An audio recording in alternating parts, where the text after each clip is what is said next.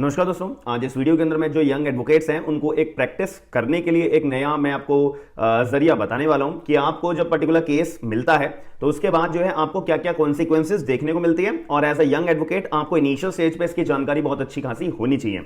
सबसे पहली बात आप लोगों को पता होना चाहिए कि अगर कोई भी ऑफेंस कमिट होता है तो उसके बाद एफआईआर दर्ज होती है। एफआईआर दर्ज हो जाने के बाद यहां पे जो है पुलिस अपनी इन्वेस्टिगेशन करती है। उसके बाद पुलिस जो अपनी चार्जशीट बनाती है। अगर केस बनता है, और ये तो हर कोई बात जानता है कि अगर केस बनता है यहां पे पुलिस के ऊपर ऑब्लिगेशन होती है कि वो अपनी चार्जशीट बना के और मैजिस्ट्रेट के सामने पेश करेगी। ये तो सबको पता है। लेकिन अगर मैं एक दूसरा तरीका बताऊं, अगर जो है पुलिस ये बात बोले कि भैया हमने इन्वेस्टिगेशन करी है और हमारे को तो इन्वेस्टिगेशन करने के बाद कोई भी केस मिला नहीं है, हमें तो ये नहीं लगता कि भाई कोई केस बना है, तो उस टाइम पे पुलिस क्या करती है? उस टाइम पे पुलिस जो है अपनी एक फाइनल रिपोर्ट बना के रेडी करती है। और वो फाइनल रिपोर्ट जब पुलिस बना के रेडी करती है वो पेश करी जाती है मैजिस्ट्रेट के सामने कि देखिए जज साहब, हमने तो जो है पूरी इन्वेस्टिगेशन ध्यान से करी है और हमारी जो इन्वेस्टिगेशन करने के बाद हमें तो भाई कोई केस समझ में नहीं आया और यहां पे तो कोई अपराध बनता नहीं है। जो एफआईआर दर्ज करी थी ना उसके मुताबिक कोई केस नहीं बनता। अब क्या एकदम केस क्लोज हो जाएगा?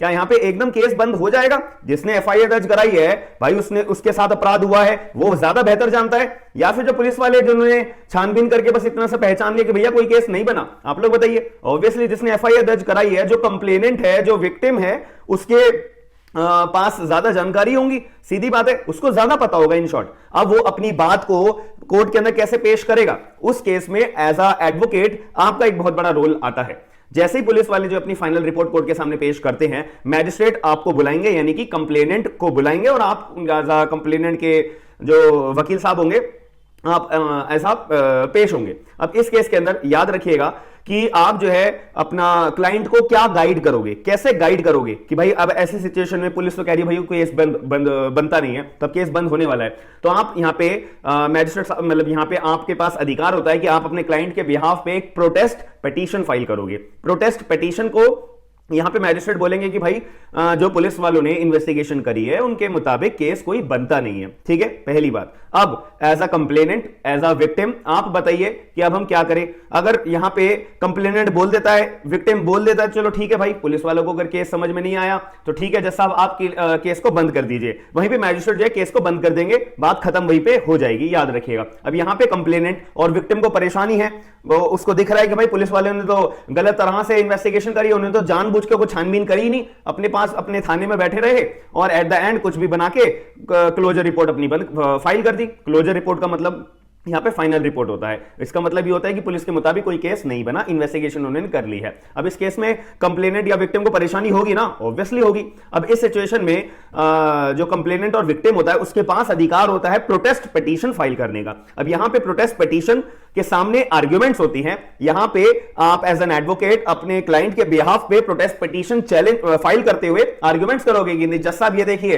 पुलिस ने ये इन्वेस्टिगेशन करी है, इसमें ये गलती है, पुलिस ने ये इन्वेस्टिगेशन करी है, ये गलती है, तो हमारे मुताबिक केस बनता है लेकिन पुलिस वालों ने इन्वेस्टिगेशन ढंग से नहीं करी है, इसीलिए इन्होंने क्लोजर रिपोर्ट अपने आप को बचाने के लिए, अपने आप का काम कम करने के लिए यहां पे प्रोटेस्ट पिटीशन फाइल कर दी है, जिसकी वजह से उसकी कॉन्सिक्वेंसेज हमारे केस के ऊपर आई है और हमारा केस बंद होने के तादाद पे आ चुका है। बस इतनी सी बात आपको बोलनी है और अपने फैक्ट्स को प्रूव करनी है। अब आपके आर्गुमेंट्स यानी जो प्रोटेस्ट पिटीशन के अंदर आपने अपने प्रेजेंट करे हैं वो सेटिस्फाई होने के बाद मैजिस्ट्रेट का क्या रोल होता है? मैजिस्ट्रेट जो है बोलेंगे चलो भाई ठीक है, तुम्हारी प्रोटेस्ट पिटीशन सुनने के बाद मैंने तुम्हारा केस समझ लिया है कि हाँ भाई तुम्हारा केस बना है, मैं तुम्हारे केस का क्या कर रहा हूं? कॉग्निजेंस ले रहा हूं। बात खत्म हो जाएगी। अब कॉग्निजेंस हो जाएगा, फिर यहां पे जो है मैजिस्ट्रेट साहब क्या करेंगे? इशू ऑफ प्रोसेस करेंगे, सम्मन भेजेंगे अक्यूज पर्सन को 204 ऑफ द सीआरपीसी के अंदर।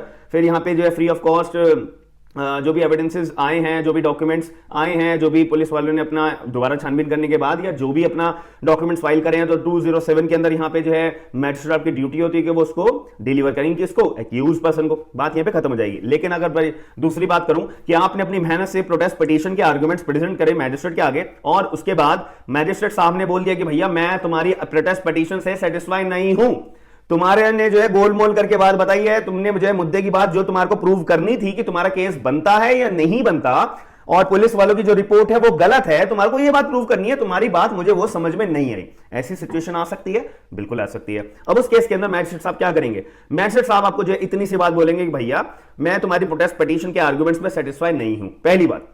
तो कॉग्निजेंस तो अभी लेने की बात नहीं आएगी क्योंकि सेटिस्फाई नहीं है मैजिस्ट्रेट साहब। उसके बाद मैजिस्ट्रेट साहब क्या करेंगे कि चलो ठीक है भाई, मैं तुम्हारे को एक और आखिरी मौका दे रहा हूं, मैं तुम्हारी पर्टिकुलर प्रोटेस्ट पिटीशन को एज अ कंप्लेंट के रूप में ट्रीट करूंगा। तो कंप्लेंट के अंदर वही chapter number 15 of the CrPC के जो भी प्रोसीडिंग्स हमारे को बता रखी हैं वो अब यहां पे आ जाएंगी। मैजिस्ट्रेट जो है अपना पुलिस वाले को डायरेक्शन दे सकते हैं इन्वेस्टिगेशन करने के लिए, या एनी अदर पर्सन को, किसी भी व्यक्ति को मैजिस्ट्रेट ऑथराइज कर सकते हैं इन्वेस्टिगेशन करने के लिए। सेक्शन नंबर 202 के अंदर 202 ऑफ द सीआरपीसी जब आप पढ़ोगे वहां पे वर्ड लिखा हुआ है, पुलिस वाले को भी मैजिस्ट्रेट डायरेक्शन दे सकते हैं या एनी अदर पर्सन को भी मैजिस्ट्रेट जो है डायरेक्शन दे सकते हैं अपना पर्टिकुलर इन्वेस्टिगेशन कंडक्ट करने के लिए। लेकिन परमिशन मैजिस्ट्रेट के पास रहती है, याद रखना, अपनी मनमर्जी से कोई नहीं करने लग सकता, याद रखना। तो मैजिस्ट्रेट जो कंप्लेंट की प्रोसीडिंग्स का इस्तेमाल करेंगे और यहां पे जो है एज अ कंप्लेंट के रूप में 200 के अंदर, सेक्शन नंबर 200 के अंदर कॉग्निजेंस ले लेंगे, 202 के अंदर डायरेक्शन दे देंगे पुलिस वालों को या एनी अदर पर्सन को। अगर मैजिस्ट्रेट को तब भी लगता है कि नहीं कोई मुद्दा नहीं है, यहां पे कोई मसला नहीं है, केस को वहीं पे डिसमिस कर दिया जाएगा। That's it. ये एक सिंपल सी बात थी जो मेरे को आपको बतानी थी। एज अ यंग एडवोकेट आपको थोड़ा सा प्रैक्टिकल नॉलेज होना बहुत जरूरी है, और मैंने अपनी एक लीगल प्रैक्टिकल सीरीज अपनी लेके आता रहता हूं, हालांकि भी थोड़ी सी कम मैंने लेके आ रहा हूं, but still I am just focusing कि आपको ज्यादा से ज्यादा प्रैक्टिकल नॉलेज जो है मिल पाए, ताकि आप जब कोर्ट में डील करने जाओ तो आपसे कोई क्वेश्चनिंग करेगा तो आपको हर एक पॉइंट्स के रिगार्डिंग अवेयरनेस होनी चाहिए, याद रखिएगा। और इसके अंदर जो है मुद्दे वाली बात ज्यादातर यही आती है, और आपको लगता है कि आपको कोई भी टॉपिक समझना है तो आप मुझे एक बार कमेंट बॉक्स के अंदर बताइएगा, मैं उसको जो है प्रैक्टिकल एग्जांपल के साथ ऐड ऑन करके जो आप कोर्ट के अंदर डेली प्रोसीडिंग्स के अंदर फेस करते होंगे वो सारी चीजें मैं आपको अच्छे से एक्सप्लेन करूंगा। तो आपका बस ड्यूटी यही है कि आप मुझे कमेंट बॉक्स के अंदर बता देना कि आपके क्या क्या और कोई डाउट्स हैं, आप जब प्रैक्टिस करने जाते हो तो आप क्या क्या चीजें डील करते हो और आपको क्या क्या इनकन्वीनियंस देखने को मिलती है। वो सारी की सारी इनकन्वीनियंस जो है मैं आपकी पिक करूंगा, एक एक टॉपिक वाइज मैं आपको पूरा का पूरा थॉरो बेसिस पे कंप्लीट डिटेल के साथ में मैं आपको टॉपिक को एक्सप्लेन करूंगा।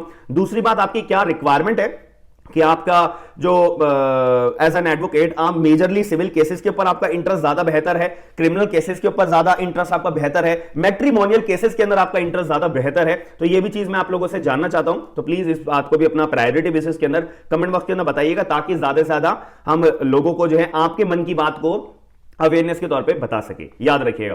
और अगर वीडियो पसंद आई है तो आपको पता है वीडियो को लाइक करना है और कमेंट तो आपको करना है जो मैंने आपको बता दिया है। वीडियो को शेयर करके लोगों को अवेयर जरूर करेगा, क्योंकि ये ज्यादातर एडवोकेट्स को जो सीनियर एडवोकेट्स होते हैं ना उनको तो पता होता है, लेकिन वो आपको बताएंगे नहीं इतना डायरेक्ट बेसिस के ऊपर जो आपको एज अ नॉलेज के तौर पर नॉलेज के तौर पर होनी चाहिए यार इनिशियल स्टेज के ऊपर। अब ये थोड़ी ना प्रैक्टिस करने के 10 साल के बाद मैं तुम्हारे को ये चीजें सिखाने लगूंगा, तो ऑब्वियसली आपका लेवल देखिए, जब इसकी टेक्निकलिटीज है, जब आपको एक बार नॉलेज मिल गई, अब आप इसको प्रैक्टिकल पॉइंट ऑफ व्यू से देखोगे समझोगे तो आपको टेक्निकल एस्पेक्ट समझ में आएंगे कि हाँ यार थ्योरी में तो अलग लिखा है, प्रैक्टिकल के अंदर अलग लिखा है। तो वो जब आपको टाइम टू टाइम चीजें पता रहनी चाहिए, याद रखिएगा। हम मिलते हैं नेक्स्ट वीडियो के अंदर। अगर वीडियो पसंद आई तो लाइक जरूर करेगा। हम मिलते हैं नेक्स्ट वीडियो के अंदर। थैंक यू, धन्यवाद।